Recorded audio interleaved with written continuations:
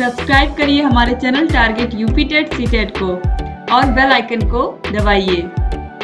Hello दोस्तों, मैं आनंद स्वागत करता हूं आप सभी का आपके अपने चैनल और app target UP TET CTET में। दोस्तों यहां पे हम आपके डीएलएड फर्स्ट सेमेस्टर के गणित विषय को डिस्कस कर रहे हैं और यहां पे आपके राजन सीरीज में हमने प्रश्न संख्या 50 तक पिछले 2 पार्ट में देख लिया था बहुविकल्पी के, और यह आपका बहुविकल्पीय का तीसरा पार्ट है। अब इसमें हम क्या करेंगे, इसमें आपके आगे के प्रश्नों को प्रश्न संख्या 51 से देखेंगे। और इससे पहले के क्लासेस को अगर आपने नहीं देखा है तो नीचे डिस्क्रिप्शन में आपको लिंक मिल जाएगा, वहां से जाकर के देख सकते हैं।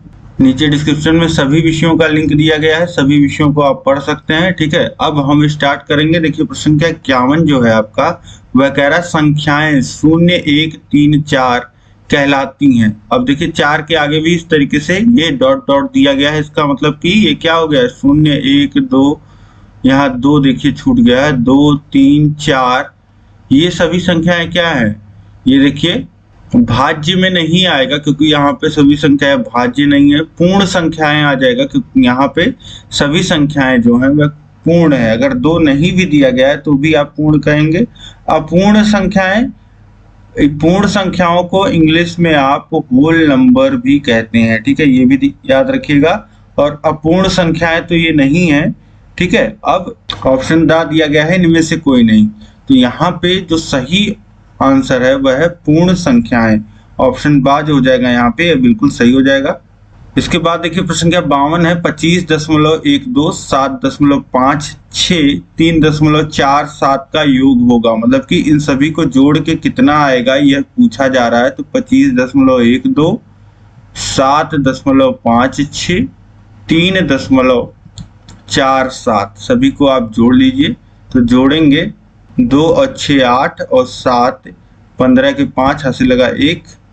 अब 1 और 1 2 और 5 7 और 4 11 हासिल लगा 1 1 यहाँ वो जुड़ जाएगा। तो 1 और 5 6 और 6 और 7 ये हो जाएगा 13, 13 और 3 16 हासिल लगेगा 1 और 1 और 2 3 और 2 स्थान पे दशमलव है, 2 स्थान पे दशमलव, ये आ जाएगा 36.15। ऑप्शन आ में दिया गया है, ये बिल्कुल सही हो जाएगा। इसके बाद देखिए प्रश्न संख्या 53 है 432 गुणे 7 का मान होगा। तो 432 में गुणा कर लीजिए 7 का, 7 दूनी 14 के हासिल लगा 1, 7 तिया 21 और 1 22 हासिल लगा 2, 7 चौका 28 और 2 30, 3024 ऑप्शन बा में दिया गया है। 3024 ये जो ऑप्शन है ये बिल्कुल सही हो जाएगा, ऑप्शन बा सही हो जाएगा। इसके बाद देखिए प्रश्न संख्या 54 है 28 धन 3 गुणे 5 को सरल करने पर प्राप्त होगा। देखिए लिखा गया है 28 धन 3 और गुणे में 5। अब यहाँ पे देखिए सबसे पहले क्या होगा, अब इसको आगे सॉल्व करेंगे तो सबसे पहले हम ब्रैकेट को सॉल्व करते हैं। तो ब्रैकेट को सॉल्व कर लेंगे। ब्रैकेट में देखिए क्या हो रहा है, जोड़ हो रहा है। तो 28 और 3 को जोड़ेंगे तो ये आ जाएगा 31 और 31 गुणे 5 कर लेंगे। देखिए 5 के नंबर 5, 5 3 15, ये कितना आ गया 155। ऑप्शन सा जो हो जाएगा 155, ये बिल्कुल सही हो जाएगा। इसके बाद देखते हैं, इसके बाद देखिए संख्या 55 है 8/9 धन ब्रैकेट में ऋण 4/9। तो अब ब्रैकेट खुलेगा तो ये हो जाएगा 8/9 और धन का गुणा ऋण में होगा तो ये हो जाएगा ऋण 4/9, पूरे के बटे 9 और 8 ऋण 4, ये आ जाएगा 4/9। ऑप्शन आ में दिया गया है 4/9, यह बिल्कुल सही हो जाएगा। इसके बाद देखेंगे नेक्स्ट क्वेश्चन है प्रश्न संख्या 56, 18% का भिन्न रूप होगा। 18% को आपको भिन्न रूप में बदलना है तो प्रतिशत चिन्ह हटा दीजिए जब भिन्न रूप में बदलना है, और प्रतिशत चिन्ह जहां भी हटाते हैं वहां 1/100 से गुणा करते हैं, तो हो जाएगा 18/100। और इसको कितना लिख सकते हैं, 2 से ऊपर नीचे काट देंगे तो 9/50 हो जाएगा। ये ऑप्शन दा में देखिए दिया गया है 9/50, ये आपका बिल्कुल सही हो जाएगा। तब इसके बाद नेक्स्ट क्वेश्चन हम देखेंगे। देखिए प्रश्न संख्या 57 है 2 संख्याओं का मासापा यानी कि महत्तम समापवर्तक 45 तथा महत्तम समापवर्त्य 500 है, उसमें से एक संख्या 125 है तो दूसरी संख्या होगी। तो अब देखिए एक फॉर्मूला होता है जो आपको याद रखना है यहाँ पे, दो संख्याएं अगर हैं तो उनके जो मासा और लासा का जो गुणा होता है वह बराबर होता है उन दोनों संख्याओं के गुणे के बराबर, यानी कि पहली संख्या गुणे दूसरी संख्या। ठीक है, ये फॉर्मूला होता है, ये याद कर लीजिए। अब मासा कितना दिया गया है, यहाँ पे मासा 45 दिया गया है और लासा एलसीएम जो दिया गया है 500 दिया गया है, और इसमें से एक संख्या 125 है तो 125 लिख दीजिए, और दूसरी संख्या हमको निकालना है तो दूसरी संख्या हम निकाल लेंगे, दूसरी संख्या लिख दीजिए। अब देखिए बीच में बराबर का चिन्ह है, दोनों तरफ गुणा हो रहा है दो दो संख्याओं का इस तरीके से। अब यहाँ पे हम लिखना चाहें तो दूसरी संख्या बराबर लिख सकते हैं। देखिए दूसरी संख्या इधर है और 125 को इधर भेजेंगे बराबर के, तो ये 45 गुणे 500 के बटे के रूप में आ जाएगा। तो ये हो जाएगा 45 गुणे 500 और बटे 125। 125 से 500 को काटेंगे तो 4 बार में कट जाएगा और 45 का गुणा 4 में हो जाएगा, तो ये कितना आ जाएगा 180। ऑप्शन दाज हो जाएगा 180 हो जाएगा। दूसरी संख्या क्या होगी 180। अब इसके बाद देखते हैं हम लोग, प्रश्न संख्या 58 है, अभाज्य संख्या है, इनमें से कौन सी अभाज्य संख्या है। अभाज्य संख्या क्या, वह संख्या होती है जो खुद से या फिर एक से कटती हो, वो संख्या अभाज्य संख्या कहलाती है। खुद से और एक से और इसके अलावा किसी भी संख्या से ना कटती हो उसे हम अभाज्य संख्या कहते हैं। अब 8 देखिए, 1 से कटता है, 2 से कटता है, 4 से कटता है, तो ये अभाज्य संख्या नहीं है। 2 जो है वह खुद से और केवल 1 से कटता है, तो 2 अभाज्य संख्या है, और 6 भी भाज्य है, 9 भी भाज्य है, तो ऑप्शन बाज हो जाएगा। 2 एक अभाज्य संख्या है, ये बिल्कुल सही हो जाएगा। इसके बाद देखेंगे हम लोग, प्रश्न संख्या 59 है, निम्नलिखित में 9 का अपवर्त्य है। अपवर्त्य मतलब क्या होता है, अपवर्त्य मतलब होता है गुणज, मल्टीपल। तो 9 के गुणज अगर हमको देखने हो तो हमको 9 का गुणा हम बारी बारी से 1 2 3 4 5 6 में कर लेते हैं, यानी कि सिंपली 9 का पहाड़ा पढ़ लें तो 9 कम 9, 9 दूनी 18, 9 त्रिक 27, 9 चौक 36, 9 पच्चीस 45, ये सब हो जाएंगे 9 के अपवर्त, यानी कि 9 18 27 36। ऑप्शन बाज हो जाएगा, यह बिल्कुल सही हो जाएगा। इसके बाद अब हम देखते हैं प्रश्न संख्या हमारा 60 है, 30 और 40 के बीच अभाज्य संख्याएं हैं। 30 और 40 के बीच, यानी कि 30 को छोड़ दीजिए तो उसके बाद क्या आता है 31, 32, 33, 34, 35, 36, 37, 38, 39 और इसके बाद 40। और 30 और 40 के बीच में हमको अभाज्य संख्याएं देखना है, तो 30 और 40 को छोड़ देंगे, तो इसलिए 30 और 40 मैंने नहीं लिखा। अब इसके बाद अभाज्य संख्याएं, क्या 31 एक और खुद के अलावा किसी संख्या से कटता है, तो नहीं, 31 जो है वह खुद से और एक से ही कटता है, तो 31 जो हो जाएगा हमारा अभाज्य संख्या। अब देखिए 32 2 से कटता है तो भाज्य, 33 3 से कटता है, 34 2 से कटता है, 35 5 से कटता है, 36 2 से कटता है, 37 हमारा जो है वह किसी अन्य संख्या से नहीं कटता है एक और खुद के अलावा। 38 भी कटता है, 39 भी कटता है, तो 2 अभाज्य संख्याएं हमको मिल गई, 31 और 37। ऑप्शन सा में दिया गया है, तो यहाँ पे ऑप्शन सा जो हो जाएगा बिल्कुल सही हो जाएगा। इसके बाद देखते हैं प्रश्न संख्या यहाँ पे 61 है, 3 संख्याएं 1:2:3 के अनुपात में है, यदि उनका महत्तम समापवर्तक यानी कि मासा 12 है तो ये संख्याएं हैं। अब मान लेते हैं, माना संख्याएं, अब जिस क्रम में जिस अनुपात में यहाँ पे दिया गया है तीनों संख्याएं, उसी अनुपात में हम संख्याओं को मान लेते हैं। अगर पहली x है तो दूसरी क्या हो जाएगी, दूसरी संख्या 2x हो जाएगी, तीसरी संख्या 3x हो जाएगी। ठीक है, क्योंकि अनुपात, अब इनका अनुपात लेंगे तो 1:2:3 ही आएगा। तो उसी तरीके से हमने संख्याओं को मान लिया और इनका मासा, अब इन संख्याओं का अगर आप मासा निकालेंगे तो क्या आएगा, इसको देखिए x लिखेंगे, इसको 2 गुणे x लिखेंगे, इसको 3 गुणे x लिखेंगे, तो मासा आपको x मिलेगा इन तीनों संख्याओं का। x 2x और 3x का मासा आप निकालोगे तो x आएगा। अब मासा जो है वह हमको 12 दे दिया है, यानी कि x का मान कितना हो गया, 12 हो गया यहाँ से। अब संख्याएं कितनी हो जाएंगी, पहली संख्या 12 हो जाएगी, दूसरी संख्या 24 हो जाएगी और तीसरी संख्या 3 गुणे 12 यानी कि 36 हो जाएगी। तो 12, 24, 36 ये संख्याएं मिल जाएंगी। ऑप्शन बा जो हो जाएगा बिल्कुल सही हो जाएगा।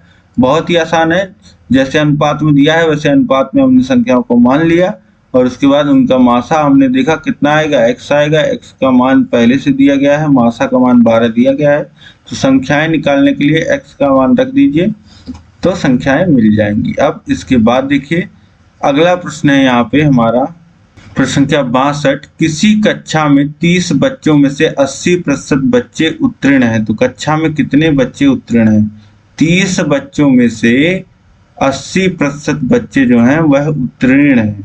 30 का 80% हम निकाल लेंगे तो हमको पता चल जाएगा कि कितने बच्चे उत्तीर्ण हैं। 30 का 80% यानी कि 30 गुणे 80% हो जाएगा और इसको लिख सकते हैं 30 गुणे 80 और प्रतिशत की जगह प्रतिशत चिन्ह हटाएंगे तो 1/100 से गुणा करेंगे। एक शून्य यहाँ है कट जाएगा, एक शून्य यहाँ है कट जाएगा, 8 त्रिक 24 यानी कि 24 बच्चे जो हैं वह कक्षा में उत्तीर्ण हुए हैं। ऑप्शन आ सही हो जाएगा। इसके बाद देखिए अगला प्रश्न है यहाँ पे प्रश्न संख्या 63। यदि किसी त्रिभुज के तीनों कोण क्रमशः 65, 45, 70 अंश हैं तो वह त्रिभुज होगा। एक त्रिभुज है और उसके तीनों अंतःकोण जो है वह 65, 45 और 70 अंश हैं तो उसको हम क्या कहेंगे, अधिक कोणीय त्रिभुज। देखिए उसको कहते हैं जिसमें कोई एक कोण जो होता है वह 90 अंश से बड़ा होता है। तो क्या कोई यहाँ पे 90 अंश से बड़ा है, नहीं, तो ये तो होगा नहीं। समकोणीय, अगर कोई 90 अंश का होता है तो समकोणीय कहते हैं और न्यून कोणीय कहते हैं जिसमें सभी जो कोण होते हैं वह 90 से छोटे होते हैं। तो यहाँ पे सभी कोण जो है 90 से छोटे हैं तो ये ऑप्शन सा जो हो जाएगा यह एक न्यून कोणीय त्रिभुज होगा। ऑप्शन सा सही हो जाएगा।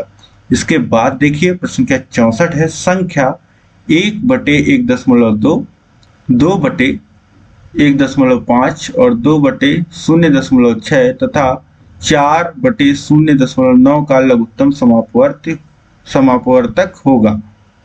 तो यहाँ पे इन संख्याओं का लासा निकालना है और देखिए सभी संख्याएं भिन्न में है तो भिन्न संख्याओं का जो लासा होता है वह होता है अंशों का लासा, मतलब जो भिन्न संख्याएं दी गई हैं उनके जो अंश हैं उनका लासा आप निकाल लो और फिर बटे हरों का मासा निकाल लो। अब देखिए अंशों का लासा यानी कि 1, 2 और 4 का लासा हमको यहाँ पे लेना है। 1, 2 और 4 का लासा लेंगे तो देखिए जो सबसे बड़ी संख्या है वह बाकी सभी संख्याओं से पूरा डिवाइड हो रही है तो हम क्या कह सकते हैं, यहाँ पे 4 जो हो जाएगा वह लासा हो जाएगा। मतलब पूरी संख्या आप लासा निकाल के भी देख सकते हैं 4 आएगा। अब इसके बाद यहाँ पे हरों का मासा में हमारा क्या हो जाएगा, 1.2 का मासा, 1.5 का मासा, 0.6 का मासा और 0.9। इन चारों संख्याओं का हम मासा ले लेंगे तो वो कितना आ जाएगा। अब यहाँ पे देखिए 1.2, 1.5, 0.6, 0.9 का जब लासा हम लेंगे या सिंपली आप दशमलव संख्याओं में ना, अगर इन्हीं संख्याओं में सब में 10 से गुणा कर दें हम तो संख्याएं क्या बन जाएंगी, 12, 15, 6 और 9। सब में देखिए सब में सभी संख्याओं का मासा आप लेंगे इन संख्याओं का तो आपको कितना मिलेगा, 3 मिलेगा। ठीक है, और इसी में एक स्थान पे अगर दशमलव लगा रहेगा, ठीक है, तो 10 से भाग हो जाएगा यानी कि 0.3 जो है वह आपको इन संख्याओं का मासा मिलेगा। मतलब कि आप खुद सोच के देखिए जो सबसे बड़ी संख्या जो इन सभी संख्याओं को डिवाइड करेगी वह 0.3 होगी। ठीक है, तो 0.3 से ये सभी 0.3 से 1.2 को काटेंगे तो 4 बार में कटेगा, फिर ये 1.5 बार में कट जाएगा। इस तरीके से इसका जो मासा आ जाएगा वह 0.3 आ जाएगा। इसके आगे इसको लिखना चाहें तो 10 से ऊपर नीचे गुणा कर दीजिए तो 40 और ये 0.3 3 हो जाएगा, 40/3। ऑप्शन सा में दिया गया है, ऑप्शन सा जो हो जाएगा 40/3, यह बिल्कुल सही हो जाएगा। इसके बाद देखते हैं हम लोग प्रश्न संख्या 65 है। संख्या 26, 52, 78 117 का गुणज होगा। मतलब किस संख्या का गुणज 26, 52, 78 और 117 होगा। तो 13 का पहाड़ा अगर आप पढ़ेंगे तो 13 दूनी 26, 13 चौक 52, 13 छक 78 और 13 नवा 117। तो ऑप्शन आ जो हो जाएगा ये बिल्कुल सही हो जाएगा। 13 के गुणज हैं ये सब, 17 के होंगे नहीं सारे और 19 के भी नहीं, 20 के भी नहीं। ठीक है, तो 13 सही हो जाएगा। इसके बाद देखिए अगला प्रश्न है, प्रश्न संख्या 66। 25 किलोग्राम शक्कर और 30 किलोग्राम गुड़ को किस बड़े से बड़े बाट द्वारा पूरा तौला जा सकता है। अब देखिए 25 किलोग्राम चीनी है, शुगर है, ठीक, और ये आपका 30 किलोग्राम आपका गुड़ है, ठीक, जैगरी है। अब कह रहा है कि किस बड़े से बड़े बाट द्वारा इनको पूरा तौला जा सकता है। तो आप खुद सोच के देखिए कौन से बड़े से बड़े। जब बड़े से बड़े की बात हो रही है यानी कि महत्तम समापवर्तक की बात हो रही है, तो अब 25 को लिख सकते हैं 5 गुणे 5 और 30 को लिख सकते हैं 2 गुणे 3 गुणे 5। अब यहाँ पे मासा कितना आ जाएगा। मासा देखिए आपको कौन सी संख्या सभी जगह मिल रही है, 5। तो 5 एक ऐसी संख्या है जो सभी जगह मिल रही है, यानी कि इसका महत्तम समापवर्तक हो जाएगा 5। यानी कि 5 किलोग्राम का बाट अगर होगा, बड़ा सा बड़ा बाट, वैसे तो 1 किलोग्राम से भी इनको नाप सकते हैं, ठीक, लेकिन हम जो बड़े से बड़ा बाट इन दोनों के लिए इस्तेमाल कर सकते हैं वह 5 किलोग्राम, क्योंकि 10 किलोग्राम यूज करेंगे तो ये 25 किलो नहीं हम लोग तौल पाएंगे। 5 किलोग्राम से 25 किलोग्राम भी तौला जाएगा और 30 किलोग्राम भी, ठीक। तो इस तरीके से ये हो गया। इसके बाद देखिए संख्या 67 है। 40 डिग्री का कोटि पूरक होगा। कोटि पूरक का मतलब क्या होता है।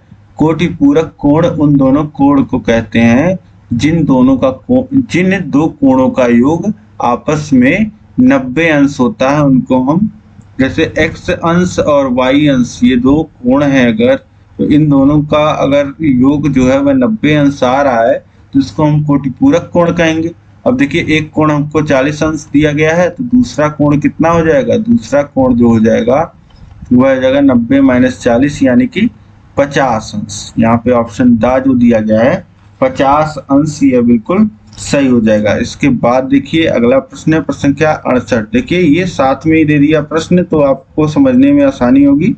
बहुत अच्छा किया है। 60 अंश का संपूरक होगा। संपूरक बोले या संपूरक कोण बोले, बात एक ही, ठीक। तो अब 60 अंश का संपूरक क्या होगा। 60 अंश का संपूरक मतलब कि 60 अंश को किस कोण में जोड़ दिया जाए कि मान 180 अंश हो जाए। तो x का मान आ जाएगा 180 - 60 यानी कि 120 अंश। ऑप्शन दा जो हो जाएगा 120 अंश, ये बिल्कुल सही हो जाएगा। संपूरक कोण उन कोणों को कहते हैं जिन दो कोणों का योग 180 अंश के बराबर होता है। इसके बाद देखते हैं प्रश्न संख्या 69 है। समुच्चय A 4, 5, 6 तथा समुच्चय B 2 और 3 है, तो A union B। A union का मतलब क्या होता है, समूह। और समूह जब हम बना रहे हैं, जैसे दो समूह हैं आपके स्कूल में, मान लेते हैं जो बच्चे क्रिकेट खेलते हैं उनका एक समूह है और जो फुटबॉल खेलते हैं उनका एक समूह है। लेकिन कुछ ऐसे बच्चे भी हैं जो दोनों खेलते हैं।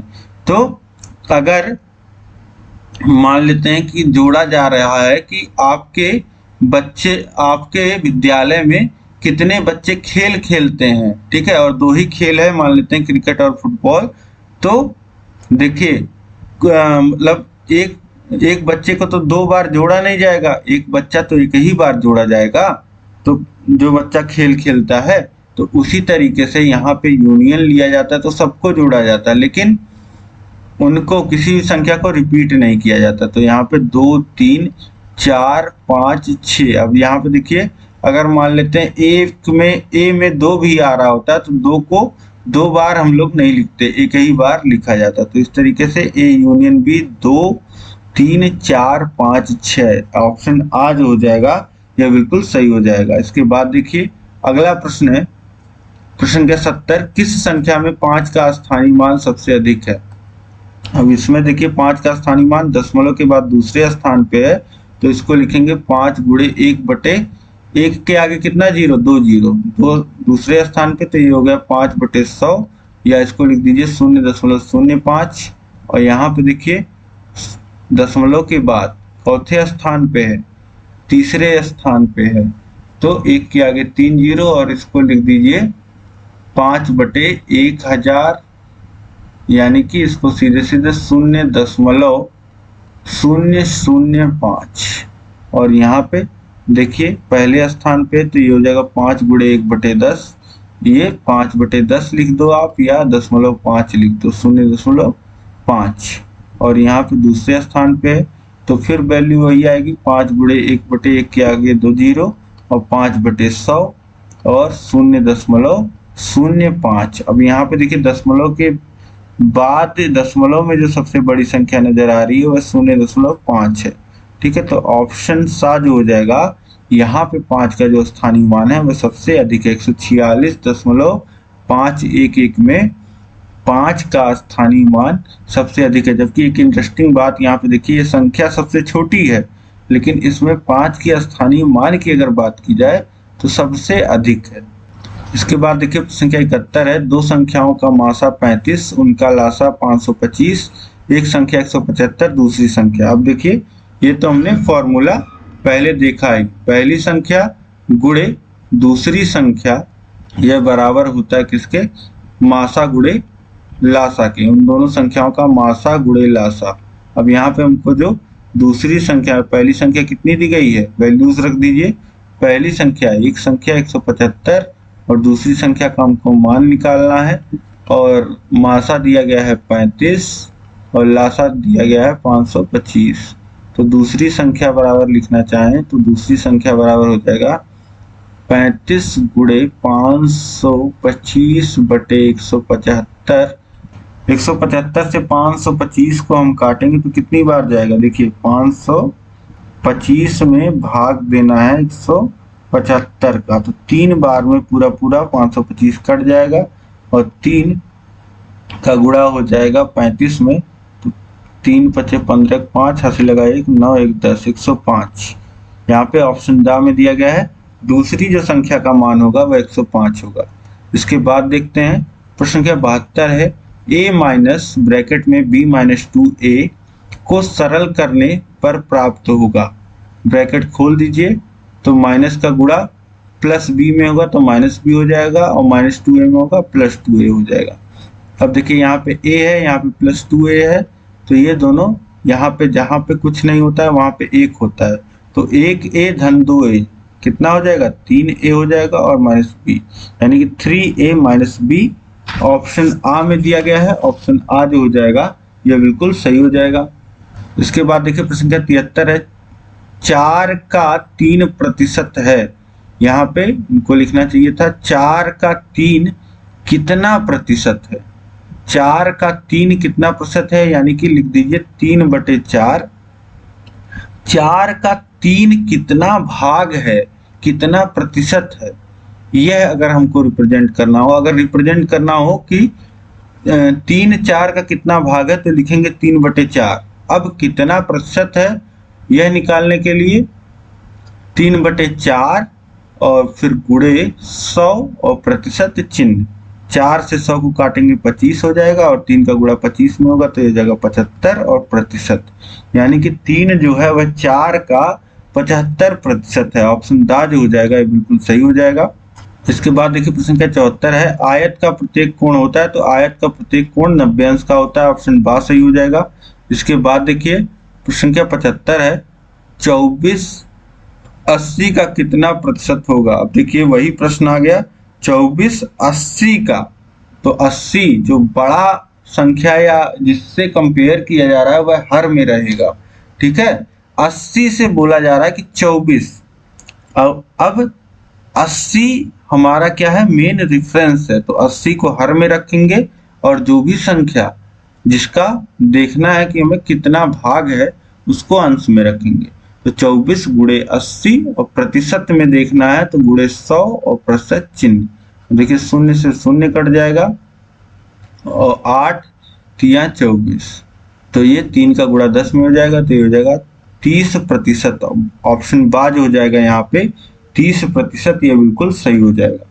तो इस तरीके से प्रश्न संख्या 75 तक आपने देख लिया। उम्मीद है कि यहाँ तक आपको पूरा समझ में आया होगा। आज की क्लास आपको अच्छी लगी होगी। तो आज की क्लास अगर आपको अच्छी लगी तो इस क्लास को लाइक कर दीजिए, अपने दोस्तों में अधिक से अधिक शेयर करिए, कम से कम 5 मित्रों में शेयर करिए, ताकि सभी लोग ऐसे ही इजी वे में पढ़ पाए। और चैनल को अभी तक सब्सक्राइब नहीं किया है तो चैनल को सब्सक्राइब कर लीजिए, उसके बगल है बेल आइकन, उस पर ऑल सेलेक्ट कर लीजिए ताकि सभी नोटिफिकेशंस आपको मिल पाए। और सभी विषयों का लिंक जो है वो नीचे डिस्क्रिप्शन में दिया गया है, सभी विषयों को आप पढ़ सकते हैं। और इस तरीके से आप अगर नोट्स चाहते हैं कि जो हमने पढ़ा है उसका नोट्स आपको मिले, तो नीचे डिस्क्रिप्शन में ऐप का लिंक दिया गया है, वहां से डाउनलोड करिए। ये पीडीएफ अगर आपको चाहिए सीरीज का तो वो भी आपको ऐप में ही मिलेगा। ऐप का लिंक नीचे दिया गया है, वहां से डाउनलोड करिए। अब हम लोग मिलेंगे नेक्स्ट क्लास में, बाकी प्रश्नों को पढ़ेंगे। जय हिंद, जय भारत।